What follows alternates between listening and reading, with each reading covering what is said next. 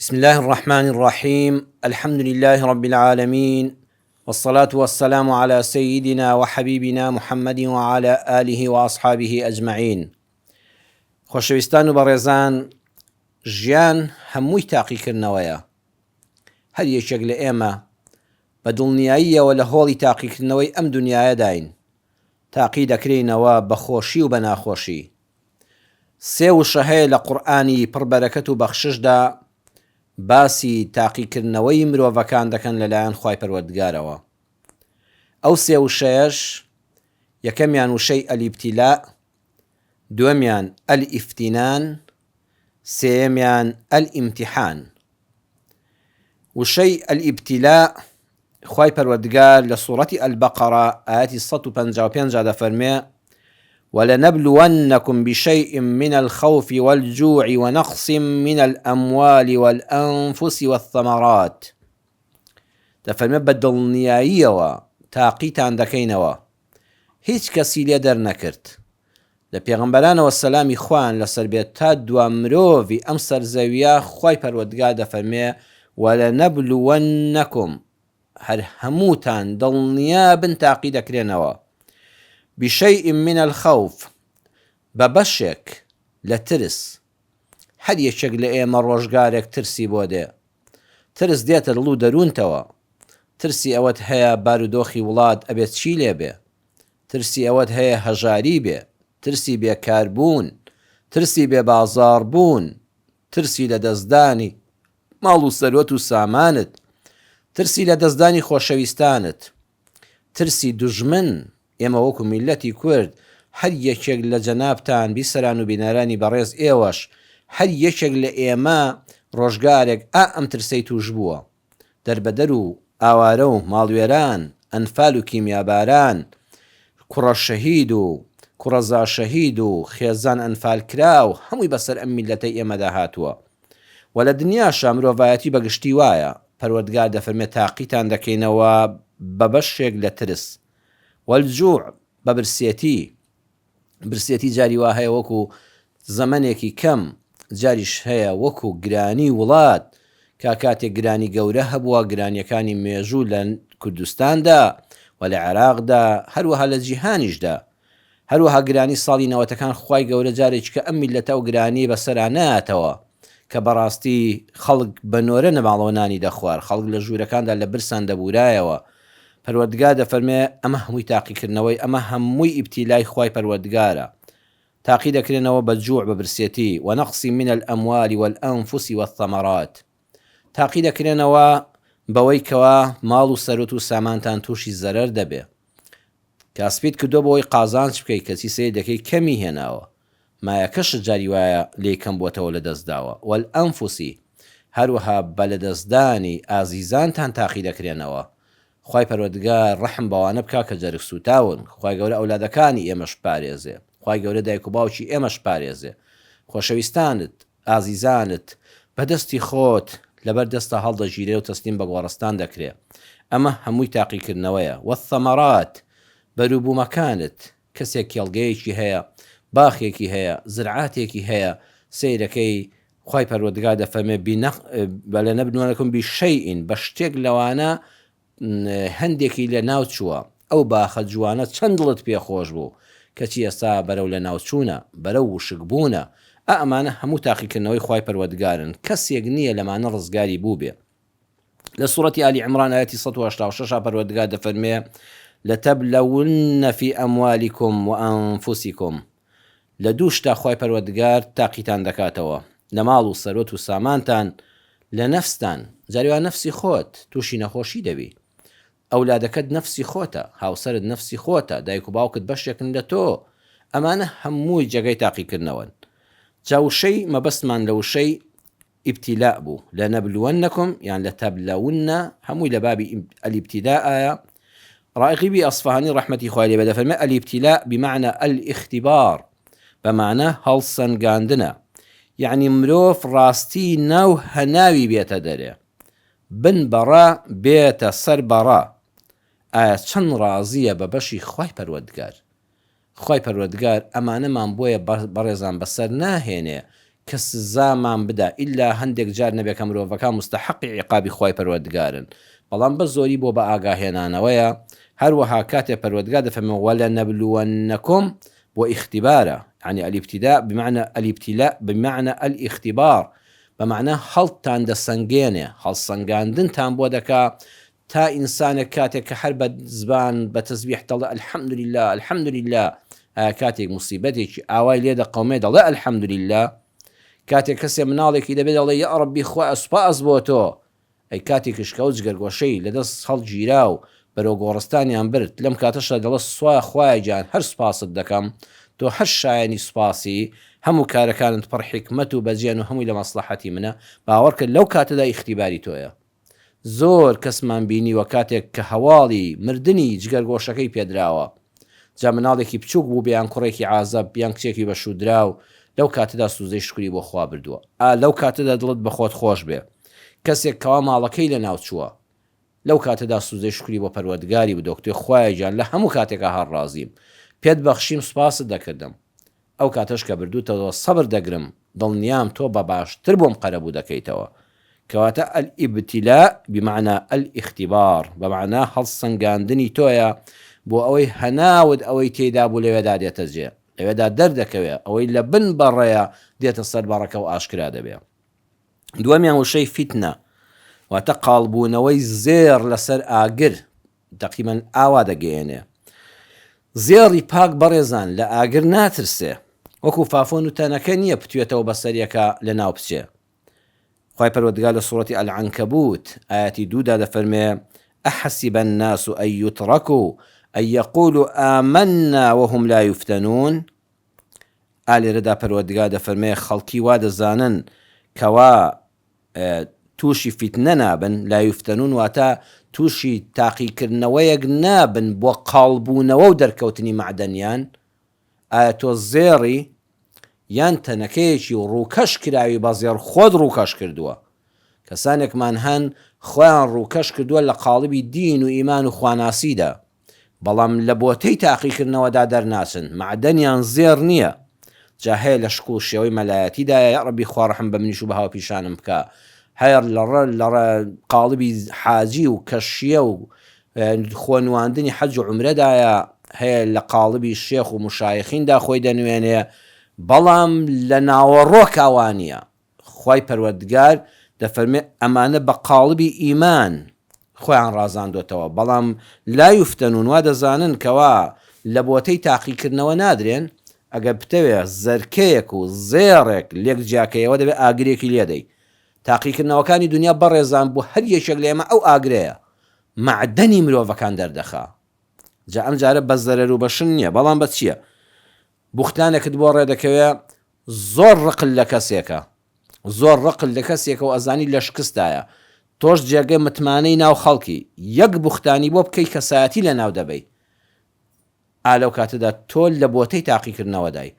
ئەو کەسە زۆر غەدری لێ کردووی، بوختانی بۆ تۆ کردووە، زۆرت ڕقلەیەتی، خواخواتە لە ناوچێ، لە زروفێکی نالەبارە لێی قەوماوە، ئێستا فرسەتی تۆڵەکردنەوەیە تۆ هەر شتێک بڵێ لەبارەی بوختان و ئابڕووبردننی ئەو کەسەوە کە ڕقل لێتی و غەدری لێ کردووی، خەڵک دەڵێ بەڵێ ڕاستە، وەڵڵا ئابڕووی دەچێ ڕووی کۆمەڵگای نییە، بەڵام تۆ دەڵێ خوا لە بەرخاتی تۆ نایکەم. ئەگەر ئاوات کرد لە بۆتەی تاقیکردنەوە دەرچووی، ئەوە تۆ زێڕی، تۆ زەرکەنی. بۆ دڕێ دەکەوێت غەیبەتێک بکەی، حەزل لێتی و شەیتان هەنگوینی خسۆتە بەر زمانت، غەیبەت. جاری وایە 3 سەعات لە مەجلیسا دانیشتین باسی خەڵکمان کردو، وەڵا وازانی 2 دقەیە، کەچی لە 10 دقەی جومعەیە خەڵک وەڕز دەبێ. ئالەو کاتەدا کە زمانت خەریکە هەڵێنی و پاژملە باسی فڵان کەس بکەی بە سیفەتێک کە تایەتی، بەڵام لە ڕوو جورئەتی ئەوە نییە لە ڕووی خۆی یەک قسە بکەی. ئەگە بێ لە دەرگا بدا و لەو کاتە بێتە ژوورۆ مەجلیسەکە دەگۆڕی، ئالەو کاتەدا کە کەست بەسەرەوە نییە و مەجلیسیش پێیان خۆشە تۆ غەیبەتی خەڵک بکەی و گوێت بۆ بگرن و دافەرینت لێ بکەن، پێت پێ بکەنن، ئالەو کاتە دڵی خوا لە بەرخاتی تۆ زمانم دەگرم. ئەوە تۆ لە بۆتەی داقیکردنەوەکەدا دەرچووی، واقعەن بەڕاستی تۆ زێڕی، تۆ زەرکە و مسنی. حەز حرامت دێتە بەردەم و نایخۆی، بەخوا لەوێدا بۆتەی تاقیکردنەوەی ئەهلی بازار، بەخوا ئەم دوکاندارە لەگەڵ ئەوەدا، ئەم بازرگان و شەریکەیە لەگەڵ ئەوەدا، هەردووکیان لەوانەیە عمریان کرد بێ خۆیان بە پیاوی خواناز نیشاندن، بەڵام کاتێک کە پارەیەکی زۆری حرام دێتە بەردەستیان هەردووکیان وەکو یەک دەتوانن بیکەن و حکومەتیش بەسەرا زاڵ نییە و هاوڵاتیش پێی نازانێ و لە کەسایەتیشی نادرێ، بەڵام کە سەیری ئاسمان دەکات دڵێ یا ئەڵڵا فەئەین ئەڵڵا ئەی خۆخوا چاوی لێمە بڕواتان هەبێت لە کاتی هاتنی حرام بۆ بەردەم تا تۆ لە تاقیکردنەوەدای ئەگەر توانیت لەبەر خاتی خوا دام بە جەرگی خۆ تا بگری و دەستی پێوەنی ڕەتی کەیەوە ئەوە تۆ معدەنەکەت زێڕە، ئەوە ئیمانەکەت سەلامەتە، ئەوەی تریشیان دەیخوا و کەسیش پێی نازانێ، بەڵام خوای لێ ڕەنجە تۆ لە ئیفتینان تۆ لە قاڵب درای بەڵام لە قاڵبەکە دەرنەچووی، تۆ ئاگرەکە سووتاندی و لە ناوی بردی، ئەوەی تریان زێڕە خالیسەکە مایەوە پاک بووەوە. زینا دێتە بەردەم و نایکەی، دەتوانی کەسێک کوژی دەسەڵاتی شت هەیە، ئەوانەی کە دەسەڵاتدارن دەڵێن یا ئەڵڵا لەبەر خاتی تۆ با دەستم نەچێتە خوێنی خەڵک نایکوژم، ئەوە تۆ زێڕی پاکی. ئەوەیە کە معنای فیتنە کە پەروەردگار دەفەرمێ ئەحەسیبە الناس ئەن یوترەکوا ئەن یەقولوا آمنا وهم لا یفتەنون. ڕۆژانە تۆ لەم بۆتەی تاقیکردنەوەدای بزانن معدەنەکەت زێڕە یاخود مادەیەکی بێکەڵکە. سێمیان بەڕێزان وشەی ئەلیمتیحانمان هەیە. وشەی ئیمتیحان لە سوڕەتی ئەلحوجوراتدا باسی ئەوانە دەکات کە دەنگیان لە خزمەت پێغەمبەردا صلی الله عليه وسلم نزم دەکەنەوە، کاتێک کە پێغەمبەر صلی الله عليه وسلم خۆی لە ژیاندایە یان کاتێک کە لە گۆڕی مبارەکیدایە لە دەوری ڕەوزەی پیرۆزیدا دەنگ نزم دەکەن. ئەوانە دەفەرمێ ئولئیک الذین امتحن الله قلوبهم للتقوى سوڕەتی ئەلحوجورات ئاەتی 3. ئەوانەی لە حزوری پێغەمبەر صلی الله عليه وسلم بەئەدەبن ئولئیک الذین امتحن الله قلوبهم للتقوى. امتحن ئەوەش تاقیکردنەوەیە. ئێستا کە پێغەمبەری خوا صلی الله عليه وسلم بەلاشە لە ناومان نەماوە، بەڵام منهەج و ڕێباز و سیرەکەی بەردەوامە لە خزمەتی داین. قسە و فەرمانی پێغەمبەر صلی الله عليه وسلم هاتە پێش و تەسلیم بووی بزانە دڵت پڕە لە تەقوای خوا. پێغەمبەر صلی الله عليه وسلم قورئانی هێناوە دڵت لە بێژنگ دەدرێ، بزانە قسەی خۆت دێنێ مەیدان یان قسەی قورئان و فەرمودەکانی پێغەمبەر صلی الله عليه وسلم. کێشە لەگەڵ کەسێکە هەیە لەسەر میرات لەگەڵ براکانت لەگەڵ خوشکەکانت، ئایا دەسەڵاتەکەی خۆت بەکاردێنی و مەحرومیان دەکەی یان ڕازی بە فەرمودەکانی خوا و پێغەمبەری خوا صلی الله عليه وسلم. تۆ لە ئیمتیحانای ئەوەی لەم ئیمتیحانە دەرچێ ئیتر ئیمانداری تەواوە، ئەوەی تری با حەز دەکات 100 حەج و عومرەی کردبێ و هەموو ساڵە بڕواتە ماڵی خوا بێتەوە، بەڵام ئامادە نییە بە فەرمایشتەکانی پەروەردگار ڕازی بێ و میراتێک کە خوا چۆنی دیاری کردو ئاوادا بەشیکە. لەگەڵ هاوڕەیە کە داتوشی کێشەیەک دەبی ئەڵێ بە شەریعەتی خوا ڕازیم، امتحن الله قلوبهم للتقوى. دڵت لە ئیمتیحاندایە، ئەگە وتت خوا و پێغەمبەرەکەی صلی الله عليه وسلم چیان فەرموو من ڕازیم، تۆ دەرچووی لە ئیمتیحان دەرچووی. ئەگەر زانیت بە پێش شەریعەتی خوای پەروەردگار زەرەتە دەڵێ بەخوا بە شەرعی ناکەم، کاکە بە شەرعی ناکەم و ڕازی نیم، چی لە دەست دێ بیکە. لەو کاتەدا تۆ لە ئیمتیحان دەرنەچووی، دڵت کۆتایی پێهات، دڵت بەرەبەرە ڕەش دەبێ. هەر یەکێک لە ئێوە هەر یەکێک لە ئێمە بە منیشەوە بەڕێزان ڕۆژانە لە تاقیکردنەوەی ئەوە داین ئایا دەردەچین لەو ئیمتیحانە خوای گەورە یارمەتیمان بدا. جا بەڕێزان وتمان هەموو نەخۆشی و ناخۆشی و لە دەستدانی ئازیز و بەڵاو موسیبەتی دنیا کە دێتە پێشمان ئەمە هەمووی تاقیکردنەوەی خوایە و هەمووشی مایەی لە ناوبردنی گوناهەکانمانە. پێغەمبەر صلی الله عليه وسلم لە حەدیثێکە کە ئیمام ئەحمەد ڕیواەتی کردووە و ئیسنادەکەی حەسەنە دەفەرمێ ما يزال البلاء بالمؤمن والمؤمنة في نفسه وولده وماله حتى يلقى الله وما عليه خطيئة. ئینسانی ئیماندار لە پیاوان و لە ئافرەتان خوای پەروەردگار تاقییان دەکاتەوە بە بەڵاو مصیبەت، بە نەخۆشکەوتنت، بە لەدەستدانی ئازیزانت، بە لەدەستدانی منداڵەکانت، بە لەدەستدانی ماڵەکەت، حتا ئەو کاتێک کە دەچێتەوە حزوری خوای پەروەردگار هەروتوێتی خوای لەبوو ناشکرم لە کاتی تاقیکردنەوەدا سابیرم و ناشکری ناکەم و ڕازیم بە قەدەری تۆ ئەی پەروەردگارە ئومێدم وایە قەدەری تۆ هەمووی خێرە ئیمانم وایە و قەرەبووی خێرم بۆ دەکەیەوە. بەڕێزان کە چوە دیوانی خوای گەورە یەک گوناهی پێوە نەماوە. پێغەمبەر صلی الله عليه وسلم دەفەرمێ من یورید الله به خیرا یصیب منه.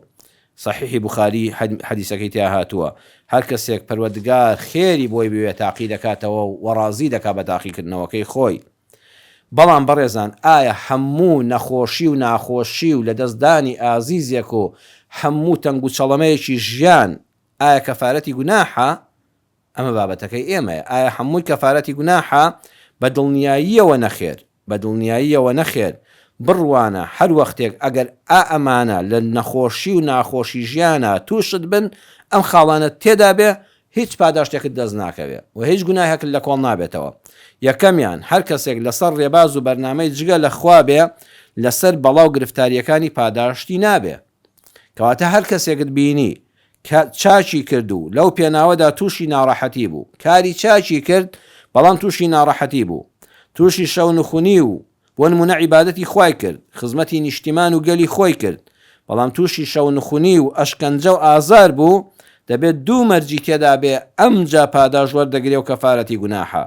یەکەمیان بە پێی بەرنامەکەی خوا و لە چوارچێوەی شەریعەت کارەکەت دەرنەچوو بێ، بە پێی بەرنامەکەی خوا کرد بێتت کارەکەت و لە چوارچێوەی شەریعەت دەرنەچوو بێ. دووەمیان تەنیا مەبەستت پێی ڕەزامەندی ئەڵڵا بێ سوبحانەهو وەتەعالە، ناو ئەم دڵت چاوەکانت هیچ عەبدێکی خوا نەبینێت، تەنها خوا لێم ڕازی بێبەسە. با نمونەیەک بێنینەوە. کابرایەک دەسەڵاتدار و دەوڵەمەند کۆمەڵە کرێکار بەکرێ دەگرێ، ئەڵێ وەرن لەسەر ئەم نەخشەیە کە دەیخەمە بەردەستان بناغی ئەم خانووەم بۆ هەڵکەنن، ئەم شوێنە ئەم ژوورە 4x6، ئەمە 4x4، ئەمە 5x4 ژووری نووسنە. بەم شێوەیە ئەم خەریتەیە چیم داونێ دەبێت لەسەر ئەو گەچەی کە ڕشتومانەوە ئەندازیار دیاری کردووە ئاوا چاڵەکە هەڵکەن و بناغی خانووەکەم بۆ دیاری بکەن. بەڵام ئەم کۆمەڵە کرێکارە کۆ دەبنەوە ئەڵێن کوڕە پێویست ناکە ئێمە بچین ئەم هەموو پێچاو پێچ و لەسەر ئەم گەچە ڕاستە بڕۆین، با بچین لە ناوەڕاستی ئەم ئەرزە 200 مەتریە یەک چاڵی گەورە هەڵکەنین. ئەڕۆن حل لە بەیانیەوە تا ئێوارە عەرەقی ڕەش و شین دەردەدەن، تەنگە نەفەس دەبن، برسی و تینوو دەبن، هەتا ئێوارە بە هەمویان بەم کۆمەڵە چاڵێکی گەورە لێ دەدەن. بەڵام ئایا ئەمانە کە ئێوارە خاوەنی کار هاتەوە سەیری کرد پارەیان دەداتێ، کرێیان دەداتێ؟ ناوەڵڵا، بەڵکولیان تووڕە دەبێ. ئەڵێ ئەمە چیتان کردووە؟ من چیم پێوتن و ئێوە چیتان کردووە؟ بەڕێزان خۆ ئەم کرێکارانە زۆر ماندوو بوون، هەرچی توانای خۆیە بەکاریان هێنا، زۆر دڵسۆزانە کاریان کرد، بەڵام نەک کرێ وەرناگرن، لە سەریشی قەرزار دەبنەوە، کابرا چاڵەکەشیان پێپڕ دەکاتەوە و زەرەری ئەرزەکەش کەوا بۆتە مای هەڵکەندن و دواتر چاڵبوون و داچوونی لەوە چێشکاتی قانونیان لێ بکە و غەرامەشیان بکە. بۆیە ئینسانیش کاتێک کە کارێکی کرد ئەگەر بێت و لەسەر ئەو نەخشەیە نەیکا کە خوای پەروەردگار فەرموویەتی و پێغەمبەری خوا صلی الله علیه وسلم نەخشەکەی بۆ ئێمە کێشاوە، فەرموویەتی ئاوا بڕۆ و ئاوا وەرە، وەڵڵاهی بەس ماندووبوونت بۆ دەمێنێتەوە، با نێتەکەشت خاوێن بێ ئەگەر لەسەر نەخشەکە نەبێ. بۆیە بەڕێزان ئەوە خاڵی یەکەم، هەر کەسێک کارێک بکە زۆریش ماندوو بێت، تووشی نەخۆشی و ناخۆشی بێ، مادەم نێتی ناودڵی خاوێن نییە هیچی وە نانووسرێ، نێتی ناودڵی خاوێنە لەسەر نەخشە و مەنهەجەکەی خوا و پێغەمبەر نیە صلی الله علیه وسلم، ئەمیش هیچ پاداشتێکی نییە و کەفارەتی هیچ گوناهێکیشی نابێت. دووەمیان کەسێک لەسەر گوناه و تاوان گیرۆدەی دەرد و گرفتاریەک ببێ پاداشتی نییە. بۆ نمونە دز و ڕێگر بکوژی ناحەق، ئەو کەسەی کاری بەدڕەوشتی دەکا، ئەم کەسە گیرە، زۆر سزادرە، چەند ساڵ لە زیندان مایەوە، ئەشکەنجەی بینی، ناڕەحەتی بینی، ئەمە باجی هەڵەی خۆی داوە، نە کەفارەتی گوناحەکانیەتی نەبووە قیامەت و بەهەش هیچ ئەجر و پاداشتێکی دەست دەکەوێت. بۆیە وا مەزانە هەر کەسێ بڵێ ناڕەحەتیەکی بینی دڕچێک چوو بە پێیدا ئەمە لە پێناوی خوادا ئەجر وەردەگرێت و کەفارەتی گوناهێتی. نەخێر، ئەگەر لە پێناوی گوناه و تاوان و ژیرۆدەبوون بەوە تووشی بوو تووشی ئەو گرفتاریە بوو بەڕاستی هیچی دەست ناکەوێت. دەبێت لە شەریعەتی خۆی پەروەردگار بەڕێزان ئاگادار بە وەکو خۆی حاڵی بی. سێمیان کەسێک هێندەی خواردووە هەناسەی لێ بڕاوە و ڕەحمی بە خۆی نەکردووە، ئەمجا لەو سەرەوە تووشی سگێشە دەبێ، دەڵێ وەڵڵاه تامی خواردنەکەم کرد، بەڵام بەخوا بەهۆی سگێشە و بەهۆی ناڕەحەتی و باکردنی سکەوە هەموو بەبادایەوە. مامۆستا تۆ بڵێ لەسەر ئەو سکێشە و ناڕەحەتی شەو بینیم خوا لە گوناهم خۆش بێ و ئەجری قیامەتم داتەوە، ناوەڵە برام نە ئەجرت دەستکەوتووە نە کەفارەتی گوناحت بووە، چونکە تۆ پێچەوانەی ئاەتی وەکولوا وەشرەبوا وەلا توسریفوت کردووە، بخۆن بەڕێزینە، ئاوی حەڵاڵ بخۆنەوە، بەڵام ئیسراف مەکەن لە خواردن و خواردنەوەدا. گەدەت بکە بە سێ بەش، ثلث لطعامه، ثلث لشرابه، ثلث لنفسه. باگەدت بەشێکی بۆ خواردن بێ، بەشێکی بۆ ئاو خواردنەوە و ماستا و ئەو شتانە بێ کە دەخورێنەوە بە حەڵاڵی، بەشێکیشت بۆ هەناسەدان بێ، ناو پەنجکرد بێ و بچێ. ئەگەر نەفەست لە خۆت بڕی ئەوەندەی بۆت کرا خواردت، دوای تووشی ئازار و ڕیخۆڵە و ڕیخۆڵە کوێرەوە ئەوانە بووی، خۆت بەدەستی خۆت دوال لێ کرد و لە فەرمودەکانی قورئان و فەرمودەی پێغەمبەر صلی الله عليه وسلم لاتدا لەباری خواردنەوە. یا وەڵا برام چاوەڕێمە بە کەفارەتی گوناح دێ و ئەجری پاداشتی قیامەتت بۆ بنووسرێ. بۆیە بەڕێزان بابەتێکی گرنگە، زۆر کە زوا دەزانێت کە فەرمودەکە فەرمووی هەر دڕکێ بچێ بە پێتا بە پەنجەتە ئازارێک، سگێشەیەک، سەریێشەیەک، گرتنێک، سجنێک، ناڕەحەتیەک، لێدانێک، ئەمانە هەمووی خوای گەورە گوناهە لەسەر لادە با و پاداشتی قیامەتە. ئەگەر ئەو سێی کە باسم کردن تیا بوو، ناوەڵا بران نە ئەجرت دەست دەکەوێ نە کەفارەتی گوناحتە. ئەم سێ خاڵە جارێککە لەم بەرنامەوە گوێی لێ بگرنەوە، لە وتارەکانە لە پێیجەوە گوێی لێ بگرنەوە بۆ ئەوی فێری بین هەمومان و ئاگاداری خۆمان بین، خوای پەروەردگار یار و یاوەرمان بێ، ژیانێکی بەختەوەرانە بەسەربەرین، لە خۆشیەکاندا شکر و سابیر بین، لە تاقیکردنەوەکان و لە بۆتەی تاقیکردنەوەدا ئیمانمان سەلامەت کەی، خوای پەروەردگار دەرچین، ڕەحم بە حاڵی هەموو لایەکمان بکەی، لە گوناهەکانمان خۆش بی. ئەوەش کەوا لە ناڕەحەتی دێتە پێشمان، خوایە ببێتە مای کەفارەتمان، ئەو سێ خاڵەی تێدا نەبێ کە ڕەنج بە خەساریمان بۆ بمێنێتەوە و تەنها ئازارەکەمان بۆ بمێنێتەوە لە دنیادا، بەڵام پاداشتی قیامەتی لەسەر وەرنەگرین، بەڵام کەفارەتی گوناهمان نەبێ، خوا لەو جۆرە بمان پارێزی بە ڕەحمەتی خۆت. وصلى الله على سيدنا محمد وآخر دعوانا أن الحمد لله رب العالمين، والسلام عليكم ورحمة الله وبركاته.